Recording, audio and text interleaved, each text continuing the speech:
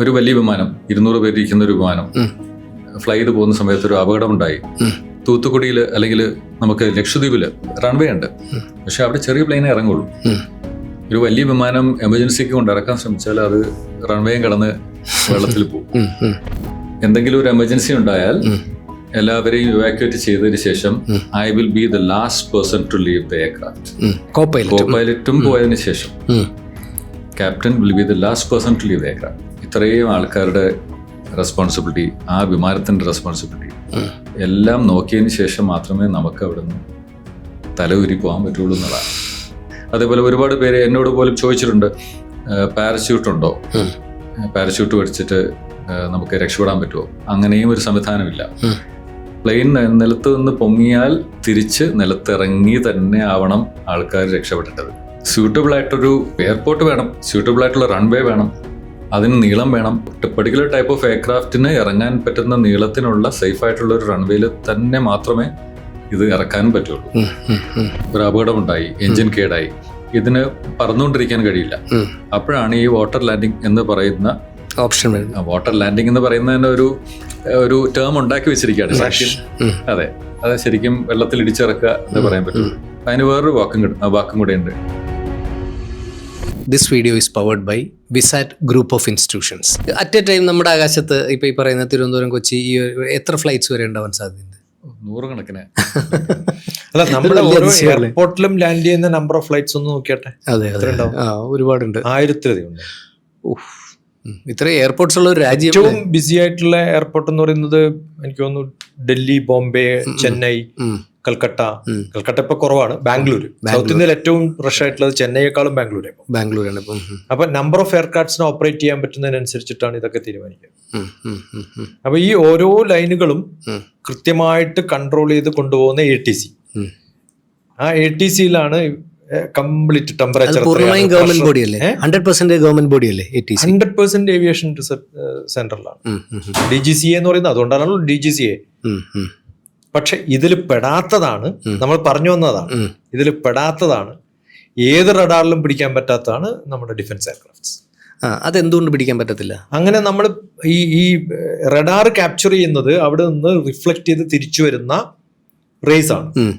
അത് ഷിപ്പ് ആയാലും എയർക്രാഫ്റ്റ് ആയാലും എന്റെ റഡാറിൽ പതിയാതെ അതിന് ഒരു സ്പെസിഫിക് ആയിട്ടുള്ള പെയിന്റ് ഉണ്ട്. അതാണ് നമ്മൾ അത് കാമോഫ്ലേജ് ചെയ്യാൻ ഉപയോഗിക്കുന്ന പെയിന്റ് ആണ്. അതുകൊണ്ട് റഡാർ വെച്ച് നോക്കിയാൽ കാണില്ല. ഓക്കെ, നമ്മളിപ്പോ ഈ ഫൈറ്റർ എയർക്രാഫ്റ്റ്സ് ഡിറ്റക്ട് ചെയ്യണമെങ്കിൽ സാധാരണ റഡാറിൽ അത് പതിയില്ല. എന്നിട്ടും ചിലത് വെടിവെച്ചിടുന്നുണ്ടല്ലോ. അത് ഈ റേഞ്ചിലുള്ളതാണ് സാധാരണ വിസിബിൾ കളേഴ്സ്. അപ്പൊ സ്റ്റെൽത്ത് ഉപയോഗിക്കുന്നത് ഈ വിസിബിൾ റേഞ്ചിൽ നിന്ന് പുറത്തുള്ളതാണ്. അപ്പൊ അതിനുപയോഗിക്കുന്ന സാധാരണ റഡാർ പോരാ.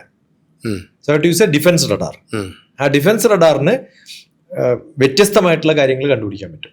ഒന്ന്, അതിലുപയോഗിക്കുന്ന ഇലക്ട്രോണിക്സ്, അതിലുപയോഗിക്കുന്ന ടെമ്പറേച്ചർ ഡിഫറൻസസ് ഒക്കെ കണ്ടുപിടിക്കാം. ടെമ്പറേച്ചർ വെച്ചും ട്രാക്ക് ചെയ്യാലോ. കാരണം ഇവരൊക്കെ ഈ ഓടുന്നതൊക്കെ ഇപ്പം ഈ പാത്തിലൊന്നും ഓടുന്നില്ലെങ്കിൽ അവർക്ക് അറിയണമെങ്കിൽ അവർക്ക് അതിൻ്റെതായ ഒരു GPS സിസ്റ്റം ഉണ്ടാവണ്ടേ, അതിനെ ട്രാക്ക് ചെയ്യാൻ പറ്റും.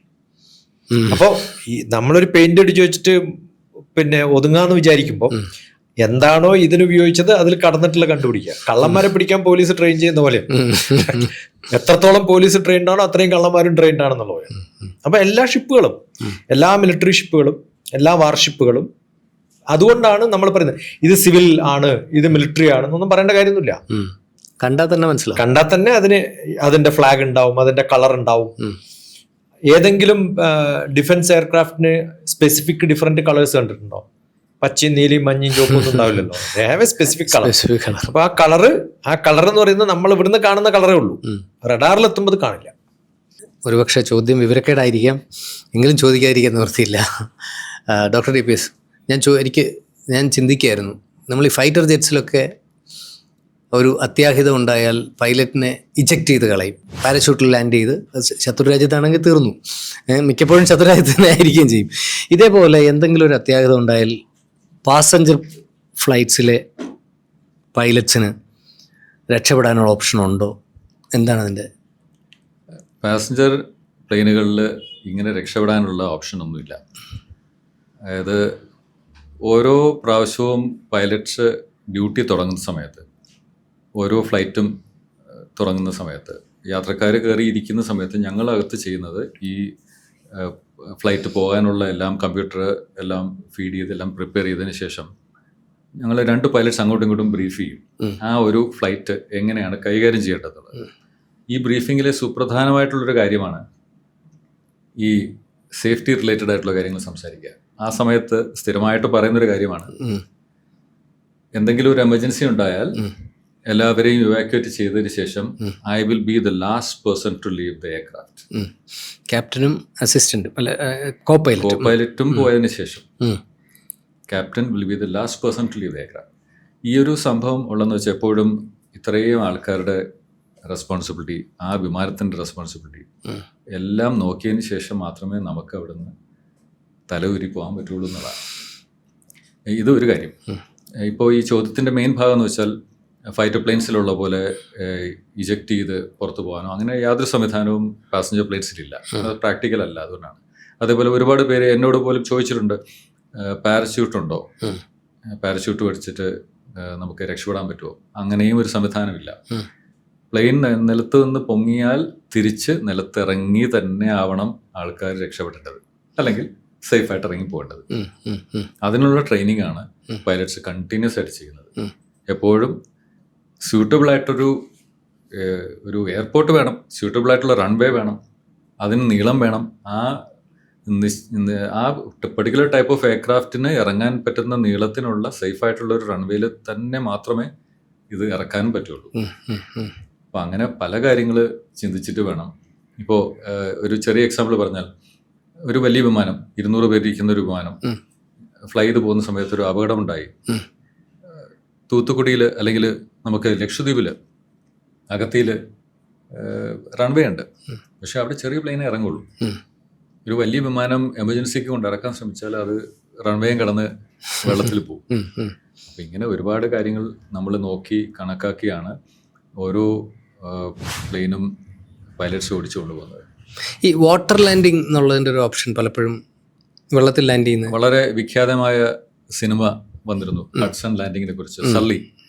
അത് കാണാത്ത ആൾക്കാർ കാണില്ല. Beautiful movie. അത് ശരിക്കും അങ്ങനെ സംഭവിച്ചു എന്ന് പറഞ്ഞു തന്നെ അത് കാണുമ്പോൾ എല്ലാ പൈലറ്റ്സിനും പ്രത്യേകിച്ചും വലിയൊരു വിസ്മയമാണ്. അതെങ്ങനെ അത് ഒപ്പിച്ചു എന്നുള്ളതാണ് കാര്യം. അത് നിയർ ഇമ്പോസിബിൾ ഫീറ്റായിരുന്നു.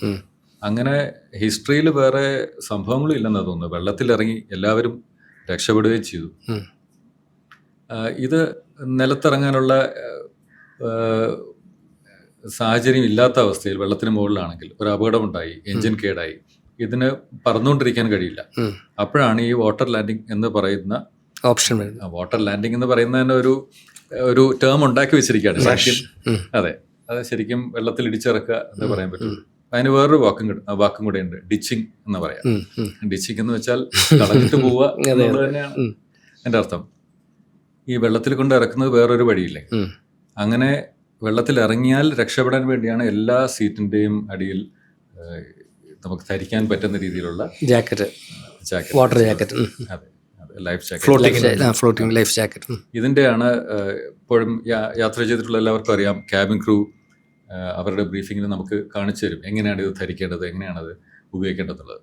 ഇത് വേഴ്സ്റ്റ് കേസ് സെനാരിയോ, വേറൊന്നും നടന്നില്ലെങ്കിൽ അവസാനം സംഭവിക്കുന്ന കാര്യം.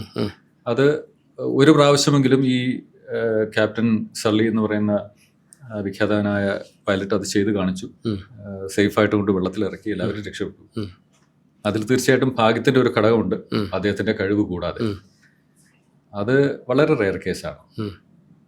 അതിന് മാത്രം ഉള്ള ഒരു സംവിധാനം നമ്മുടെ എല്ലാ പ്ലെയിനുകൾക്കും ഉണ്ടോ എന്ന് വെച്ചാൽ അത് പ്ലെയിനിൻ്റെ മാത്രം സംവിധാനം കൊണ്ട് അത് രക്ഷപ്പെട്ട് എല്ലാവരും പോകാൻ സാധ്യത കുറവാണ്. ഈ നമ്മൾ ഇന്തോനേഷ്യയുടെ ആണോ